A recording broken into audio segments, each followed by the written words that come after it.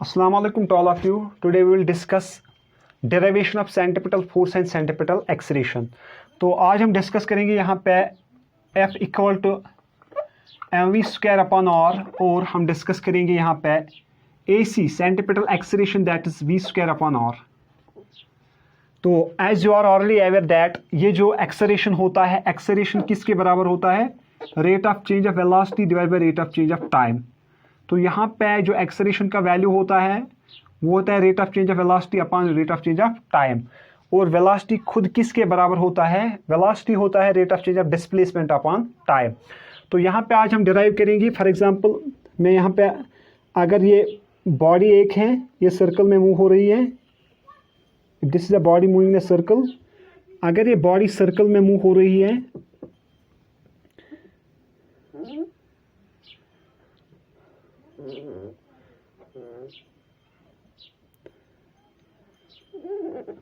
अगर ये body circle में मूव हो रही है और इस सर्कल का जो रेडियस है मैंने मान लिया है r is the radius of this circle. तो फॉर एग्जांपल अगर मैं मान लूँगा यहाँ पे पॉइंट ए पे, ये पॉइंट ए है, पॉइंट ए पे इसकी जो वेलोसिटी है that's v1. v1 is the velocity at point A और जो इसकी वेलोसिटी है at point B, v2 is the velocity at point B. तो वेलोसिटी मैंने डिफरेंट लिखा है, पहले ही मैंने लिखा v1 एंड v2. मैंने क्यों डिफरेंट लिखा? क्योंकि वेलोसिटी चेंज हो गई. वेलोसिटी क्यों चेंज होगी? क्योंकि direction of the body changes. जब वेलोसिटी चेंज होती है तो यहाँ पे एक्सेलरेशन चेंज हो जाएगा. आपको यहाँ पे एक इम्पॉर्टेंट पॉइंट याद रखना है, जब किसी बॉडी की एक्सेलरेशन चेंज हो जाएगी only due to change in direction, तो उसको हम बोलते हैं सेंट्रिपेटल एक्सेलरेशन. यहाँ पे जो मैग्नीट्यूड ऑफ वेलोसिटी है at point A and at point B ये सेम है, खाली यहाँ पे डायरेक्शन ऑफ वेलोसिटी चेंज हो गया. यानी first of all we can say that जो यहाँ पे v2 है, v2 का जो मैग्नीट्यूड है ये इक्वल टू होगा v, और जो v1 का मैग्नीट्यूड है ये भी इक्वल टू होगा v. क्यों v के इक्वल टू होगा ये? क्योंकि यहाँ पे खाली यहाँ पे डायरेक्शन चेंज हो गई एक बॉडी की, इसकी जो वेलोसिटी है, वेलोसिटी का जो मैग्नीट्यूड है वो कांस्टेंट है, क्योंकि ये यूनिफॉर्म सर्कुलर मोशन है.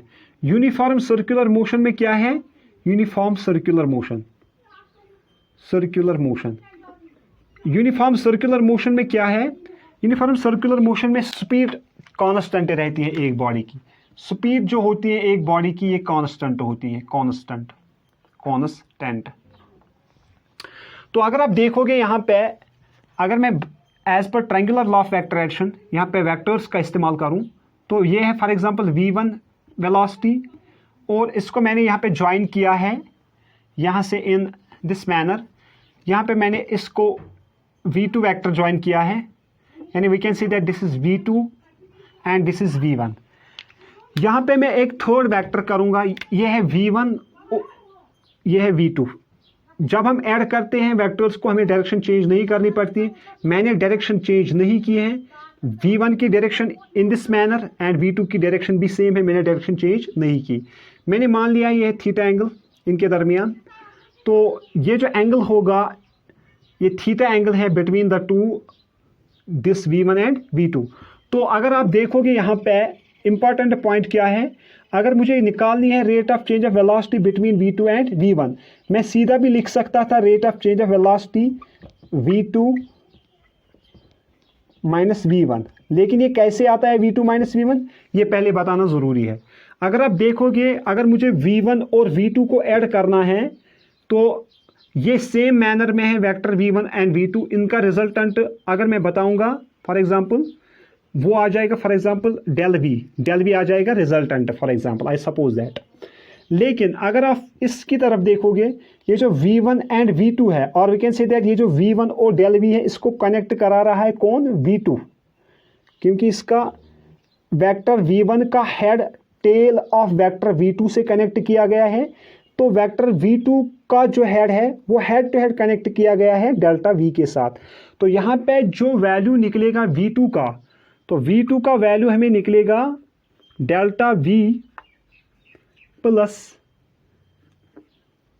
v1 ये निकलेगा v2 का वैल्यू यहाँ पे. V2 का वैल्यू जो निकलेगा, V2 इसका मतलब है V2 ऐड कर रहा है किस को, एक V1 को ऐड कर रहा है और डेल्टा V को ऐड कर रहा है। अगर मुझे इस V2 का वैल्यू निकालना है यहाँ पे V2, और वी कैन सी दैट अगर मुझे इसका वैल्यू निकालना है डेल्टा V का अगर मुझे वैल्यू निकालना है, डेल्टा V मुझे देगा change in velocity at point A and point B। वो कैसे निकलेगा, वो निकलेगा फिर यहाँ पे प्लस है तो यहाँ ये माइनस हो जाएगा, V2 माइनस V1, ये निकलेगी rate of change of velocity at point A and point B, rate of change of velocity, ये याद रखना। यानी डेल्टा V मुझे देगा rate of change of velocity at point V1 and V2। तो फिर मैंने यहाँ पे एजम्पशन किया है जो ये एंगल है इनके दरमियान, ये वाला एंगल थीटा, अगर मैं देखूंगा ये एंगल भी थीटा होगा और ये एंगल भी थीटा होगा, यानी ये 90 डिग्री एंगल होगा, ये भी 90 डिग्री एंगल होगा। क्यों ये 90 डिग्री एंगल होगा, क्योंकि ये जो वेलोसिटी है ऑन ए सर्कुलर मोशन, ये वेलोसिटी होते हैं टेंजेंशियली, ये 90 डिग्री एंगल यहाँ पे क्रिएट करेगा क्योंकि टेंजेंशियल एक्सेलरेशन है। अगर हम देखेंगे इसकी जो वेलोसिटी होगी, वेलोसिटी किधर होगी, वो होगी रेडियली आउटवर्ड्स, और इस वेलोसिटी की वजह से यहाँ पे जो एंगल होगा वो 90 डिग्री होगा, ये भी 90 डिग्री होगा। और आपको याद रखना है यहाँ पे ये जो ट्रायंगल बना है, अगर हम देखेंगे इसको, ये कुछ ऐसे बना है, ये ट्रायंगल ऐसे है, यानी ये है, ये मैंने मान लिया है, ये del V rate of change of velocity, ये है V1 और ये है V2। पहला क्वेश्चन एराइज होता है, ये जो डेल V है जो मैंने यहाँ पे ऐसे बनाया है डेल V, ये आपने स्ट्रेट क्यों बनाया है, पहला क्वेश्चन ये एराइज होता है। अगर ये कर्व्ड है तो स्ट्रेट क्यों बनाया है, क्यों मैंने ये स्ट्रेट बनाया है, इसका वजह ये है, लुक हियर दैट, इसका वजह ये है, अगर मैंने मान लिया ये सर्कल काफ़ी स्मॉल है, ये जो बॉडी घूम रही है सर्कल में, इसका जो रेडियस है ये काफ़ी स्मॉल है, फिर ये जो इसकी कर्व है, जितना जितना एंगल स्मॉल हो जाएगा, जितना मैं एंगल्स को स्मॉल करूँगा, उतना जो ये लाइन है ये स्ट्रेट बनती जाएगी, ये स्ट्रेट बनती जाएगी। क्योंकि ये जो थीटा एंगल है, थीटा एंगल मैंने यहाँ पे मैग्नीफाई करके दिखाया in order to understand, otherwise ये थीटा नहीं होगा, ये स्मॉल होगा, वेरी वेरी स्मॉल, बहुत कम होगा, जिसका वैल्यू फिर हम लेते हैं डेल थीटा। मैंने अगर मान लिया है from point A two point B में जाने के लिए इस बॉडी को इसने डिस्प्लेसमेंट किया है ds will represent the displacement of a body from point A to point B. During this displacement इस बॉडी को टाइम स्पेंड हुआ, फॉर एग्जांपल वो है delta t is the small time interval of a body from point A to point B in an displacement or in an displacement interval of delta s। तो फिर मैं यहाँ पे लिख सकता हूँ, ये जो डेल V है इसको मैं लिख सकता हूँ dv क्यों लिख सकता हूं, क्योंकि स्मॉल चेंज इन वेलोसिटी है, ये क्या है, स्मॉल चेंज इन वेलोसिटी। तो फिर अगर इस ट्रायंगल की तरफ हम देखेंगे, ये एंगल कितना होगा, थीटा, ये यहाँ पे इंपॉर्टेंट है, ये भी थीटा होगा। क्यों ये एंगल थीटा होगा, between these two vectors you can see, ये है वेक्टर, ये V2 है, फिर ये रेडियस है ऐसे, फिर ये रेडियस R है और फिर ऐसे है, ये है V1, लुक हियर दैट, ये एंगल कितना था, ये थीटा है, ये एंगल भी थीटा ही होगा, ये एंगल भी थीटा ही होगा। और यहाँ पे जो V1 है और V1 यहाँ पे जो ऐसे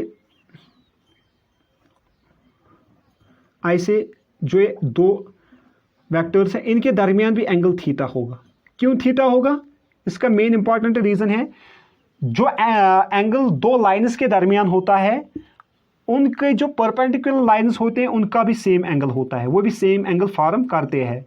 अगर मैं इस वेक्टर को ऐसे लूँगा, लुक हियर दैट, अगर मैं इस वेक्टर को ऐसे लूँगा, कैसे थीटा होगा ये भी, अगर ये वेक्टर ऐसे है और ये वेक्टर ऐसे है, अगर मैंने इस वेक्टर को उठाया से यहाँ से उठाया है, इस वेक्टर को मैंने यहाँ से उठाया है, इस A को, इसको मैंने यहाँ पहुँचाया है, तो यहाँ पे 90 डिग्री एंगल बनेगा।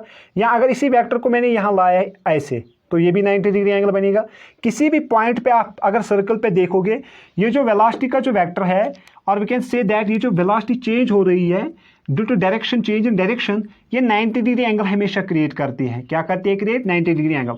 तो ऑब्वियसली ये एंगल थीटा भी होगा, ये भी एंगल थीटा होगा, क्योंकि दो लाइन्स के दरमियान जो एंगल होगा वो हमेशा होता है equal to the line joining the two lines, और we can say that perpendicular lines, ये भी इक्वल होता है।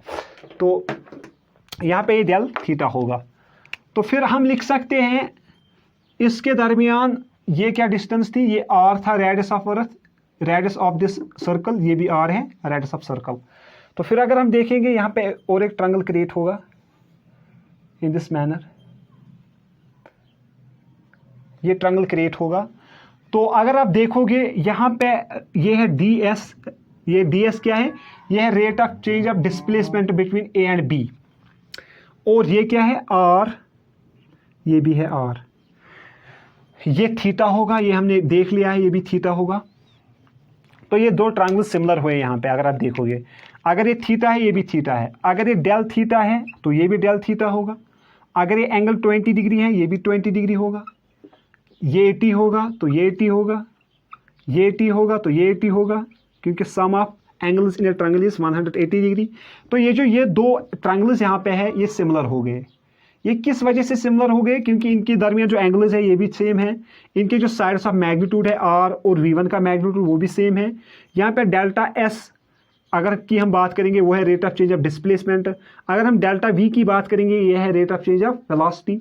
तो फिर जो ये ट्रायंगल सिमिलर हो गए, इनका जो रेशो होगा, साइड्स का जो रेशो होगा वो भी सेम होगा। यू कैन सी हियर, इनका जो रेशो होगा, ratio of this triangles of this sides, वो होना चाहिए फिर delta s divide by r equal to delta v divide by v, क्योंकि v1 और v2 का मैग्नीट्यूड क्या है? सेम, खाली इनकी डायरेक्शन चेंज हो गई। इसलिए मैंने यहाँ पे v1 की जगह v लिया, अगर मैं v2 भी लेता तो इसकी जगह में v ही लेता, क्योंकि इसका मैग्नीट्यूड सेम है। तो यहाँ पे अगर आप देखोगे इस इक्वेशन को मैं डिफरेंशिएट करूंगा विथ रेस्पेक्ट टू टाइम।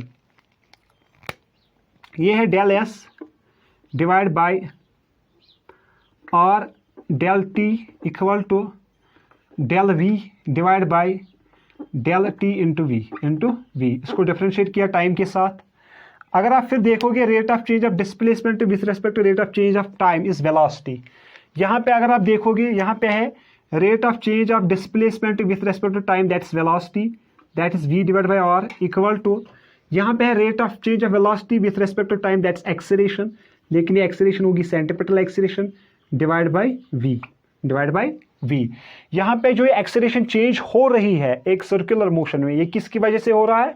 ये हो रहा है due to change in direction of a body, that's why इसको हम बोलते हैं centripetal acceleration। फिर जो ये AC निकलेगा, AC किसके बराबर निकलेगा? ये निकलेगा v स्क्वायर अपॉन r। तो ये निकली हमें सेंटीपिटल एक्सेलरेशन। क्या निकली? Centripetal acceleration. अगर हमें निकालना है फिर सेंटीपिटल फोर्स, यहाँ पे इंपॉर्टेंट पॉइंट है, अगर हमें निकालना है सेंटीपिटल फोर्स, तो सेंटीपिटल फोर्स किसके बराबर होगा? फोर्स किसके बराबर होता है? Mass into acceleration. तो फोर्स निकलेगा centripetal force equal to m, acceleration कितनी है? v square upon r। तो ये निकला सेंटीपिटल एक्सेलरेशन। और एक इंपॉर्टेंट पॉइंट है, v किसके बराबर होता है? v होता है ओमेगा r। तो इस अगर मैं यहां पे सबस्टिट्यूट करूंगा value AC equal to omega r का वैल्यू सबस्टिट्यूट करूंगा, v वो निकलेगा omega r square divide by r, omega r square divide by r। तो यहां पे अगर आप देखोगे ये होल स्क्वायर है, तो ये निकलेगा omega square r square divide by r। तो r को फिर हम कैंसिल कर सकते हैं, AC निकलेगा ओमेगा स्क्वायर r। ये भी सेंटीपिटल एक्सेलरेशन है। तो सेंटीपिटल फोर्स ये है सेंटीपिटल एक्सेलरेशन, और ये भी सेंटीपिटल एक्सेलरेशन है। और फिर हम इसको ऐसे भी लिख सकते हैं, ऐसे भी हम लिख सकते हैं यहाँ पे,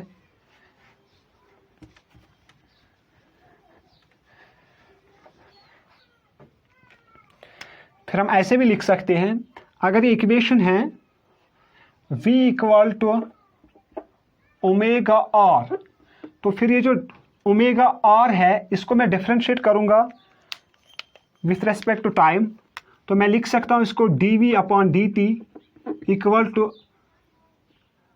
d into omega r divide by dt। फिर मैं लिख सकता हूं इसको, ये है rate of change of velocity with respect time, ये है acceleration equal to omega constant है, ओमेगा चेंज नहीं होगा, into d r divide by d t. Rate of change of displacement rate of change of time वो भी निकलेगी velocity डब्ल्यू v omega v, ये भी एक्सेलरेशन निकलेगी। फिर अगर हम v का वैल्यू सब्स्टिट्यूट करेंगे इस इक्वेशन में तो वो निकलेगा, अगर हम v का वैल्यू सब्स्टिट्यूट करेंगे यहाँ पे ac में, वो फिर निकलेगी centripetal acceleration. For example ac अगर हम v का वैल्यू सब्स्टिट्यूट करेंगे वो निकलेगा ओमेगा स्क्वायर r, तो ये भी सेंट्रीपिटल एक्सीलरेशन है। तो फिर एक इंपॉर्टेंट पॉइंट ये है यहाँ पे, जो इस सेंट्रीपिटल एक्सीलरेशन की जो डायरेक्शन है, सेंट्रीपिटल एक्सीलरेशन की जो डायरेक्शन है, सेंट्रीपिटल एक्सीलरेशन की जो डायरेक्शन है, इस इक्वेशन से हम लिख सकते हैं, अगर मुझे यहाँ पे r का वैल्यू सब्स्टिट्यूट करना है वो निकलेगा v इक्वल टू ओमेगा, तो इसमें फिर मैं सब्स्टिट्यूट कर सकता हूँ। अगर मुझे ओमेगा का वैल्यू निकालना है तो ओमेगा निकलेगा v डिवाइड बाई r, फिर मैं इसमें सब्स्टिट्यूट कर सकता हूँ तो मुझे आंसर मिल जाएगा। तो इस सेंट्रीपिटल की जो एक्सेलरेशन होगी यहाँ पे, अगर आप देखोगे सेंट्रीपिटल एक्स की जो डायरेक्शन होगी, जो डायरेक्शन होगी सेंट्रीपिटल की, सेंट्रीपिटल फोर्स की डायरेक्शन होती है always toward the centre, always toward the centre. क्यों ये टुवर्ड द सेंटर होता है? अगर आप देखोगे, अगर सेंट्रीपिटल एक्सेलरेशन ऐसे है, सेंट्रीपिटल एक्सेलरेशन, तो जो यहाँ पे इसका कंपोनेंट होगा वो होगा v cos ऑफ 90, क्योंकि दो कंपोनेंट्स होंगे इसके। अगर एक्सेलरेशन यहाँ पे है इस डायरेक्शन में, तो इस पॉइंट पे जो कंपोनेंट होगा वो होगा v cos ऑफ 90। तो cos ऑफ 90 किसके बराबर है? cos of 90 equal to 0। तो यहाँ पे जो change in magnitude of velocity of acceleration वो क्या होगा? 0। यानी सेंट्रीपिटल एक्सेलरेशन मैग्नीट्यूड चेंज नहीं करेगा, ये खाली क्या करेगा? Change in direction. ये चेंज नहीं करेगा मैग्नीट्यूड ऑफ ए बॉडी, और we can say that it does not change the magnitude, it only change the direction of a body. क्योंकि यहाँ पे जो कंपोनेंट होगा वेलोसिटी का कंपोनेंट वो होगा 0। यानी जो एक्सेलरेशन होती है, और वी कैन से दैट जो सेंट्रीपिटल फोर्स होता है वो होता है टुवर्ड द सेंटर, क्योंकि एक्सेलरेशन का कंपोनेंट यहाँ पे 0 आता है। तो सेंट्रीपिटल फोर्स हमेशा होता है toward the centre of earth, toward the centre of the circle, toward the centre of the circle. It was little bit about the centripetal acceleration and its derivation. Thank you for joining. If you are interested, you can subscribe my channel.